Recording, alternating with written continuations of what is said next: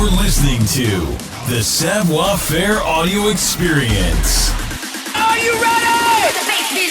The Savoir Faire Experience is your guide to everything that has to do with lifestyle. From dating, rides, style, and entertainment. All brought to you by the editor of Savoir Faire magazine, Robert White.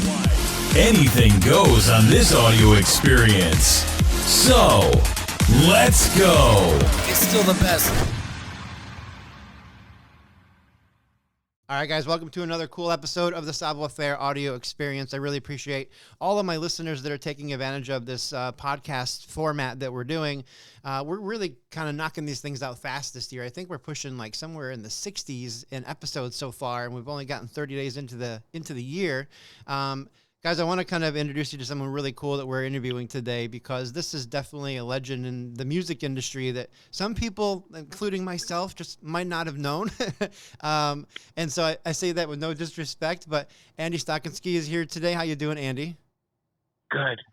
How are you doing? I'm doing great, man. Hey, I was listening to the Goo Goo Dolls today, and then I started listening to the soundtrack for, that wolf movie that everybody knows about, and then the vampire movie, and then I was listening to all these other things today, and then I started going down this rabbit hole with Ani DiFranco, and oh my gosh, and all of it led back to you, dude. And I was like so in awe of this amazing career that you've led, and now doing the solo stuff. You've got some really cool things going on that I really want to talk to you about. But Thank you. I want you to be very modest for me. And I know it's hard for musicians that have a great history like you do to really kind of brag about yourself, but you really need to for my audience, because not everyone's going to know who you are. Can you give me a little bit of the backstory of who you are, where you kind of grew up, some of your background in music, and how that all got started? Sure. I picked up, so I started as a drummer. My parents bought me a drum kit at 5.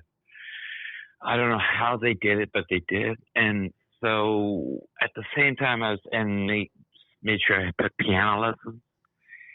So it was like piano lessons and drums, and then suddenly I'm playing in all these bands in high school, and took piano up to grade 1 only. But it was from playing in Toronto. There was this area, like this time when there was a lot of bands in Toronto playing, and I was playing with all of them, but really aware of the songwriting at the same time. And I just thought at some point I met Ani, and we met in Buffalo. She was opening for this woman that I was working with from Toronto. We did a show, and she and I hit it off, and suddenly 7 years later I was with her for 150 shows a year.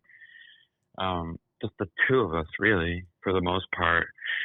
And but at the same time as playing with her, I had all these songs in my head. Like, I think I had, let's say 100 songs in my head that I had to pick out. So I jumped that ship and suddenly moved to guitar, like just acoustic guitar and piano, to kind of just start writing and keep writing. And suddenly I was heard by a record company. I was like, seriously, it was like movie material. Like, I was down to my last dollar. And I went down to LA to do a showcase, like just play somewhere. And I was seen by John Miller, who was working for RCA at the time. They signed me and did a few albums for them. And just at the same time of having a solo career, really just wanted to keep writing at the same time. So I've always co-written. I am seriously obsessed with the pop song, or a good song, just something that still gives me goosebumps. And there's no rules for it. Doesn't really have a definition. It's just every day I get a chance to try for that. So that's what I've always done. And I did a bunch of years co-writing in Los Angeles, and I decided that I really just wanted to get my own voice back. So I decided to make the solo record. And for me to have that back, to say something without having to, make other people happy or a co-writer or whatever. It's just such a high right now. I'm still doing that, but I feel like I'm getting my own voice back again. So that's the Poetry of Birds record. That's what that's all about. That's cool, man. We're definitely going to talk about the album and some of the singles that are kind of coming off of the album that you're releasing in the future. But yeah, I mean, I was reading a little bit, trying to learn a little bit more about your backstory and stuff. And I think it's cool that your parents hooked you up with a drum set at 5 years old, because most parents don't do Yeah. that. They're No. like, no way I'm going to give a 5-year-old drums. But That's so love. your parents had kind of a musical background too. Is that one of the reasons why they encouraged you so young to kind of start playing? No, they were just fans. Oh, They okay. belonged to this record club, and I don't know how that happened. Suddenly, all these records started appearing, and literally was like a cross of everything. So there was like, you know, like Xavier Cugat to Barry White to polka to classical, and all these records were like downstairs in the rec room, and I was listening to all this stuff and taking it all in. And I also had an older brother who, that thing where your older brother, older sister, like, influences the music as well. So suddenly, it was just a great time. And for sure, I mean, for parents to buy a drum kit, I mean, that is the ultimate love. Yeah, for sure. I'm thinking from my parent mind, I'm like, there's probably no way I would have bought my 5-year-old son a drum kit, even though I was seriously into music. I might have got him a guitar.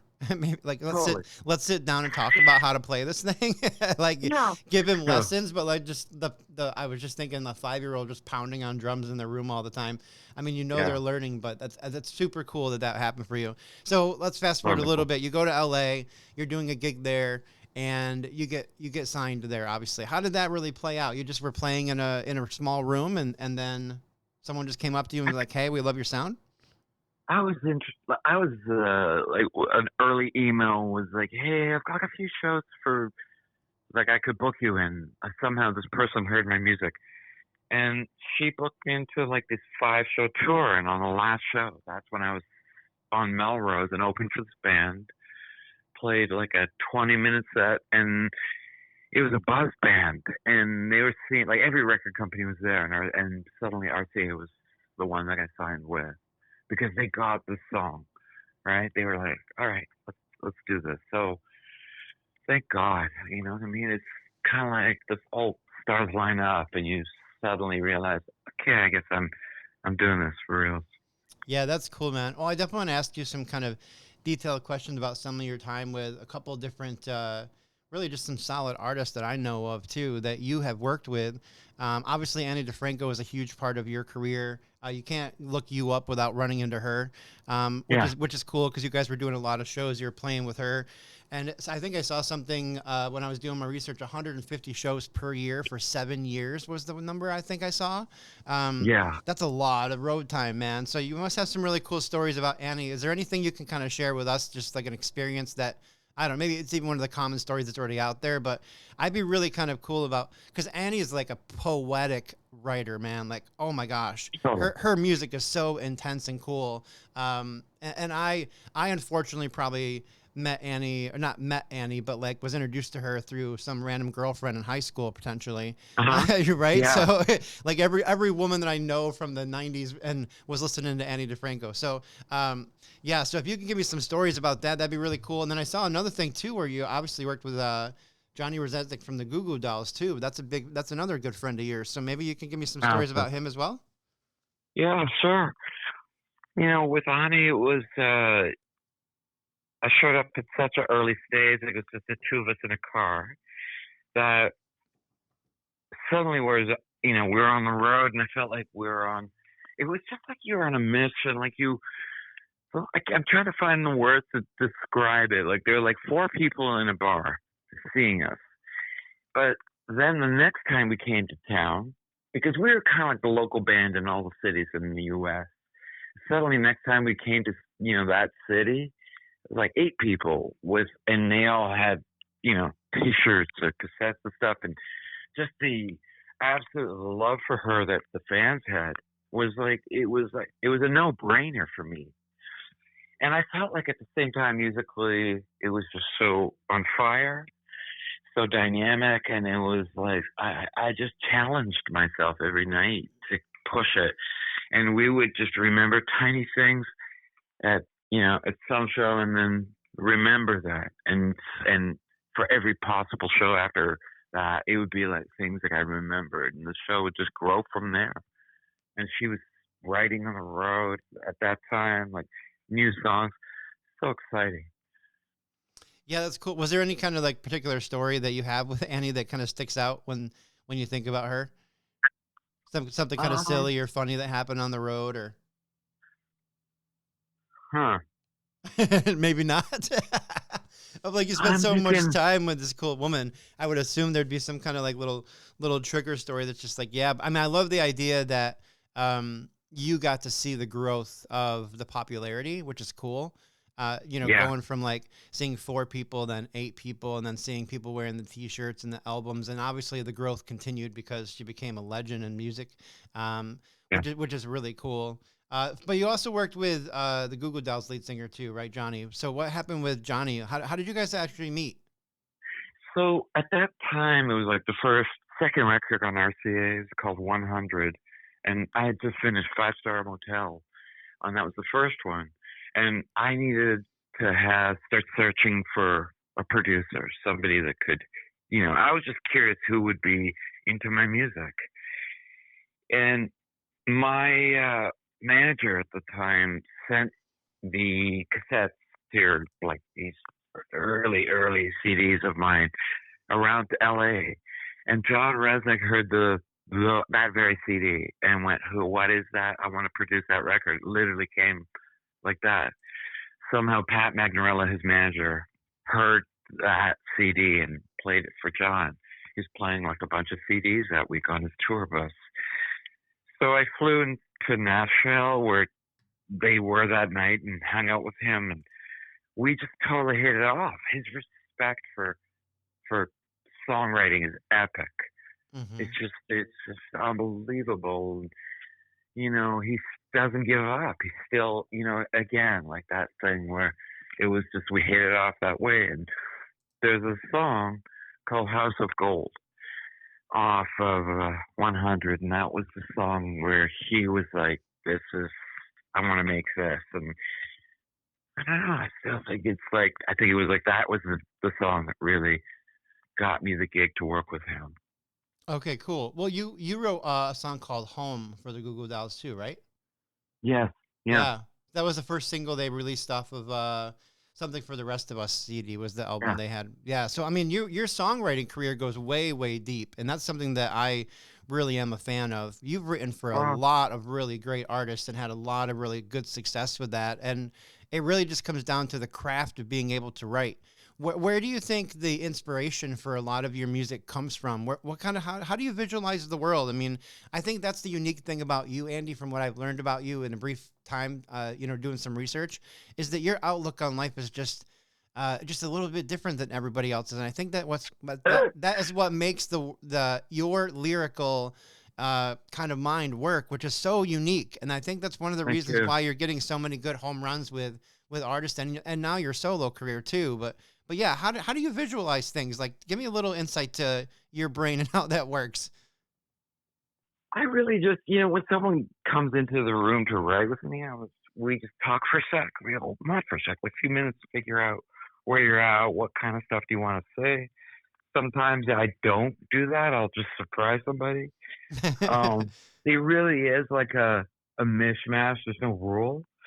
Um, my high with home was uh, Daryl's house. That from Daryl Hall and Oates, Oh yeah, yeah. Daryl Hall Yep. house. They played it for that show, Oh, that's and that was cool. like a songwriting high for me. Like the fact that you know Daryl and Resnick are doing that song. It was like, oh my god! Like yes, Yeah, and that's an awesome show, by the way. I got one down yeah, that rabbit hole on YouTube, and I never left it. I watched me every too. episode. That was such good stuff. Yeah, yeah, it's amazing. Yeah. So there's that, and um because people would come to me at a certain point, like it was, I thank God, like I had a, mishmash of people that would come to write with me.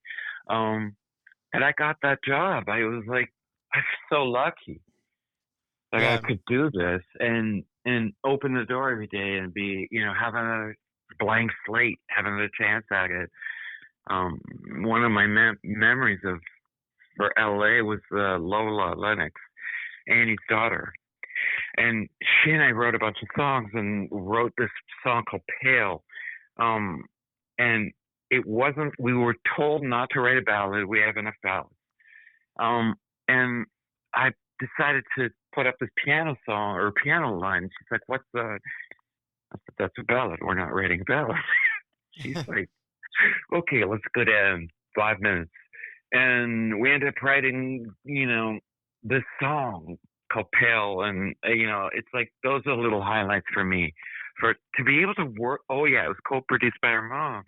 Like, to be able to work in some way with Annie Lennox and, Lola, and you know what I mean? It doesn't get better than that. Man, I Really. feel that. I think we talked briefly before we started our interview today, and obviously I have a love for music and a little bit of music background too. Lived in Nashville, whatever.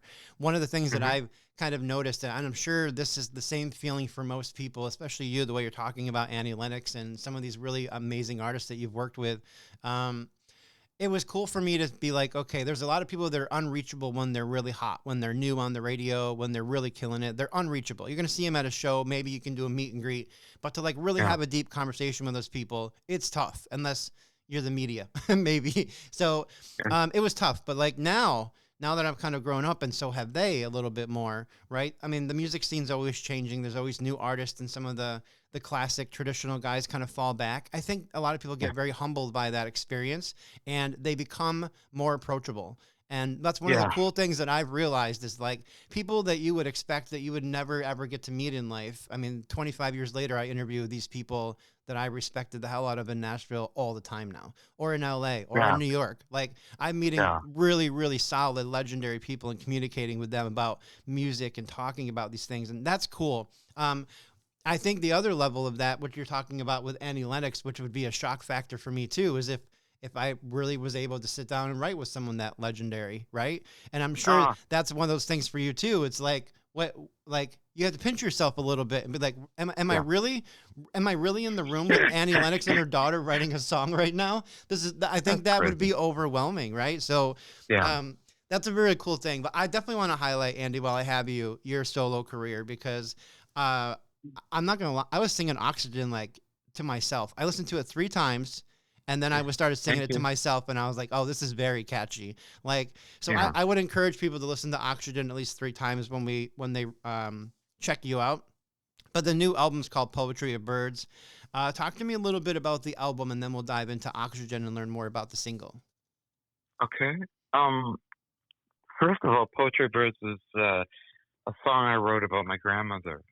Someone who had my back, and it really is for anybody who's got your back. It's a dedication.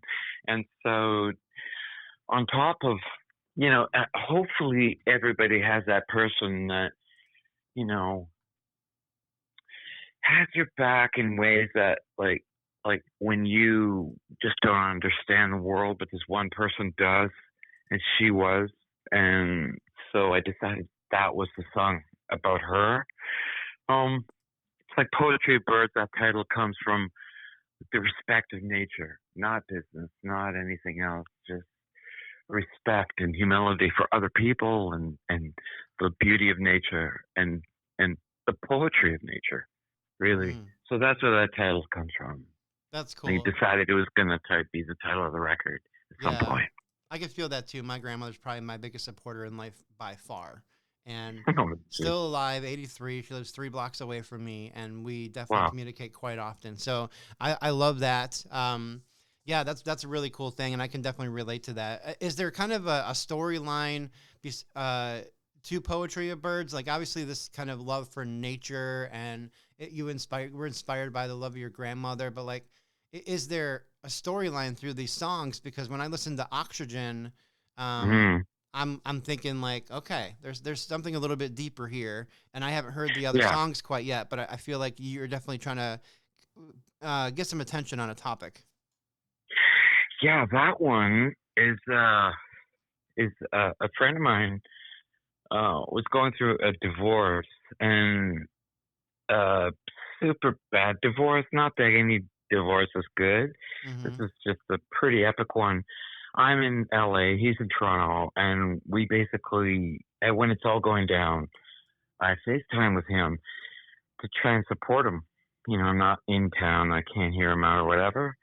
So it was just me on FaceTime with him, and it was like just trying to help him any way he can. And there'd be times when he'd go radio silent, and it would worry me a lot. And it was just, I want to be your oxygen, kind of that roll out of me from, you know, trying to deal and send him a message of, let me be your oxygen and let me help you as much as I can. That's cool, man. I mean, I was listening to the song and I definitely picked up on that. This song, Oxygen, at first when I started listening to it, I was like, is this a love song? I couldn't really pick up on the piece. And then there's a couple lines in the chorus that really kind of trigger it home saying, okay, this is a friend caring about a friend. And now that you're kind of saying it was just a rough divorce, that makes the song lyric come to life even more, because I think you nailed that situation for sure. A lot of people in life probably have a friend that's going through something hard. This song really does kind of set it home for that theme, which is really cool. I love the idea of like, let me be your oxygen. That's the part I was singing to myself before you and I were talking. Because it really is a very unique kind of thing. Like, let me fill you up. Let me hold you up. Let me be this person for you. And you can lean on me kind of thing, which is a really cool kind of friendship quality. But it's cool that you created this one. I was listening to it 3 or 4 times today to really get the lyrics set in. The video was great, by the way. Thank you. I watched it on YouTube and was listening on YouTube, and the video was very cool. And I feel like just having you kind of dancing around the room is a cool little way to kind of vibe, because you're letting the lyric kind of be front and center and not so much the storyline of the video, which is very cool. I like that. Thank you. I love like making videos again is all new to me too. So, thanks for saying that, because you know that stuff is scary. The visual stuff. Yeah, no, I like it, man. I saw little pieces and I was like, okay, now he's probably not like really comfortable in front of the camera. I was assuming this, and I was like, there's little awkward things there where you're trying to figure out, well, how am I supposed to move? And then he plays drums on the lights, and I was like, oh yeah, that's the drummer in him, just wishing he had sticks right now. So yeah, that was really cool to kind of watch and pick up on now that I've learned a little bit about you. But man, you're a legend, Andy. Like, honestly, don't let anyone second guess that. You've done some really incredible things with your words, and obviously your talent, and you've worked in this industry for a really long time. You should be a source for a lot of young and up-and-coming people. People need to pay attention to what you did in your career so they can make a blueprint for their own, based on just the very little bit of research that I've done on you. Like, I'm so shocked that you and I haven't crossed paths before this.